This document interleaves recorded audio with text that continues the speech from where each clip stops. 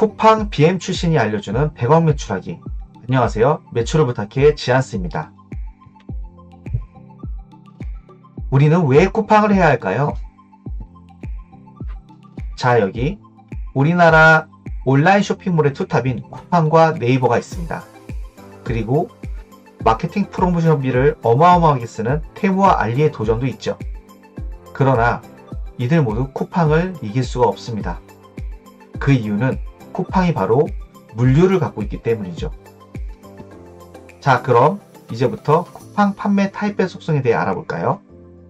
쿠팡의 판매 타입별 속성에는 크게 세 가지가 있습니다.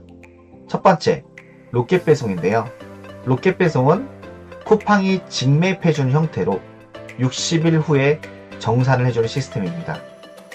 로켓 배송과 같은 형태의 로켓 와우는 구매 고객 집 근처에 쿠팡 창고, 즉 FC가 있을 때 그 FC에 해당 상품의 재고가 있다라고 하면은 새벽 배송이 가능한 형태로 바뀌게 됩니다. 그게 바로 로켓 와우입니다. 자, 두 번째는 판매자 로켓이라고 하는 형태입니다. 이 형태는 판매자가 직접 판매를 하는 형태인데요. 판매자의 상품을 쿠팡 풀필먼트에 입고하여서 판매를 하는 시스템으로 세금계산서의 주체는 판매자가 되고 쿠팡 수수료, 풀필먼트 사용료, 광고료 차감 후에 30일에서 60일 후에 정산이 되는 시스템입니다.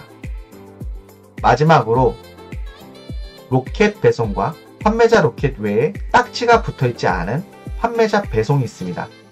이 형태는 G마켓과 11번가 등의 일반적인 오픈마켓 형태와 같은 형태로 보시면 될 것 같습니다.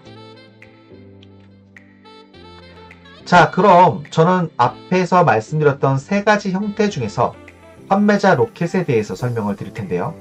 이 판매자 로켓을 기반으로 하고 있는 로켓 그로스에 대해서 설명을 드릴 예정입니다.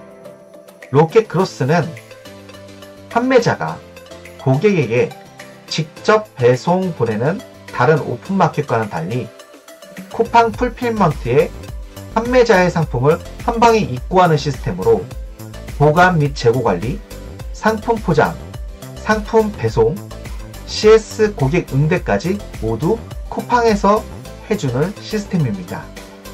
즉, 셀러가 해야 할 것은 상품 제작 그리고 소싱 후에 입고까지만 하면 된다는 뜻입니다. 자, 이번엔 쿠팡에서 가장 중요한 개념 두 가지를 알아보도록 하겠습니다. 바로 최저가 매칭 그리고 아이템 위너인데요. 최저가 매칭이란 타 쇼핑몰에서 같은 상품을 판매할 경우 제일 낮은 가격의 쇼핑몰의 가격을 쿠팡 가격으로 자동 매칭시키는 시스템입니다. 한 예를 들어드리면 화면에서 보시다시피 네이버 쇼핑 검색 시스템에서 가장 최저가가 나오는 이 상품의 가격을 이 쿠팡에 있는 상품에 매칭을 하는 시스템이죠. 두 번째, 아이템 위너 시스템입니다. 아이템 위너는 쿠팡 내에서 동일한 상품이 여러 가지 등록이 되어 있다면 이게 나중에 하나로 묶이게 됩니다. 하나로 묶였을 때 바로 그 상품들 중에 최저가의 판매자의 상품만 노출되는 시스템입니다. 이 시스템은 모든 리뷰가 다 합쳐지고요.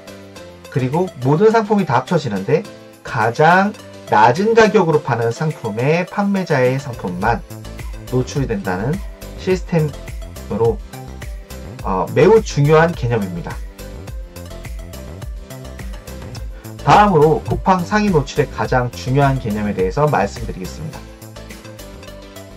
쿠팡에서 가장 중요한 수치인 상품 효율 지수를 한번 알아보겠습니다. 네이버는 상품 노출의 가장 상단에 올리게 하기 위해서 바로 인입이라고 하는 형태가 제일 중요합니다. 얼마나 많은 사람들이 보았냐 이거죠. 그런데 쿠팡은 상품 효율 지수라는 개념이 있습니다. 상품 효율 지수의 구조는 쿠팡 AI가 D-Day 직전 7일 또는 30일 기준의 판매량을 체크하여 토탈 판매량을 일자별로 나눈 평균값을 디데이에 판매될 수 있게 노출량을 환산하여 노출해주는 시스템입니다. 우리가 이 상품 효율 지수를 어디에서 가장 가깝게 볼 수 있냐면 바로 광고 시스템에서 내 상품을 수동으로 선택을 했었을 때 이렇게 상품별로 상품 효율 지수를 볼 수 있습니다. 간단하게 한번 엑셀로 알아볼까요? 자, 여기 내가 디데이에 팔 상품이 있다라고 가정을 해볼게요. 이 디데이에 팔 상품은 어떻게 노출량 값이 산정이 될 것이냐. 그러면 말씀드렸던 대로 D-7부터 시작해서 D-1일까지의 판매량을 근거로 계산을 하는 거죠.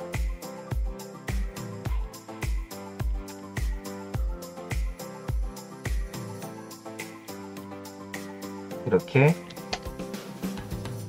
D-7일까지의 판매량부터 D-1일까지의 판매량을 다 더해 보겠습니다.